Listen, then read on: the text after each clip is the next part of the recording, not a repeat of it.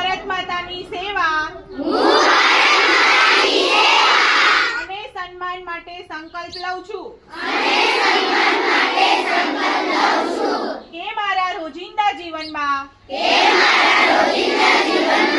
વધુમાં વધુ ભારતીય વસ્તુઓનો ઉપયોગ કરીશ અને આયાતી વસ્તુઓને બદલે વૈકલ્પિક એવી સ્વદેશી વસ્તુઓનો અપનાવીશ ઘર કાર્યસ્થળ અને સમાજમાં ભારતીય વસ્તુઓને પ્રાથમિકતા આપીશ ગામ ખેડૂત તથા કારીગરોનું સમર્થન કરીશ સ્થાનિક ઉદ્યોગોને પ્રોત્સાહન આપીશ યુવાનો અને બાળકોને